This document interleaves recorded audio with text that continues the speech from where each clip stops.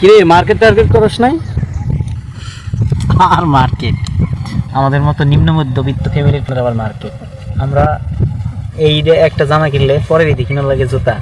হ্যাঁ করছি মার্কেট, গত ঈদে কিনছিলাম জুতা, তার আগের ঈদে কিনছিলাম একটা শার্ট, তার আগের ঈদে কিনছিলাম ঈদের প্যান্ট।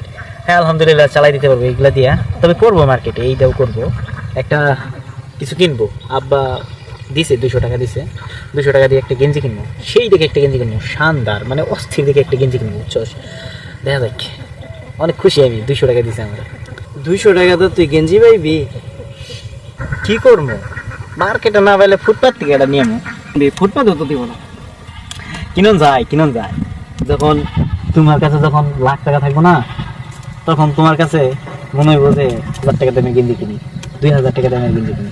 আর যখন তোমার কাছে 1000 টাকা থাকবো না, তখন তোমার মনে হইব যে না 100 টাকা দামের গেঞ্জি কিনি। এইটাই তো বেস্ট দেখা যাইতেছে, 100 টাকা দামের গেঞ্জি। তুই তাহলে কি কিনবি? তোর কত দিছে?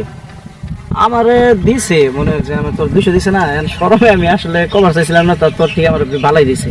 মানে আব্বা আমার 300 টাকা দিছে, বুঝছস?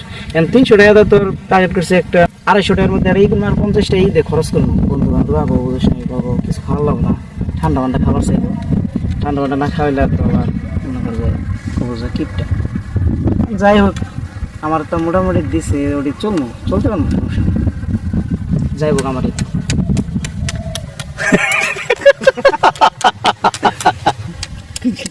50 টাকা 300 টাকা গেঞ্জি কিনবো, আমার গাড়ি ভাড়া দিলাম, আমার ঠান্ডাও কিনবো। গাড়ি ভাড়া আইটা আমার গাড়ি লাগে, গরিবের গাড়ি নাই, এত গরিব পাই আমাকে বাইক। আইডিয়া গেল যাবো না, ঠান্ডা তো দাম। আমাকে কি নাই না, ট্যাঙ্কি নাই না,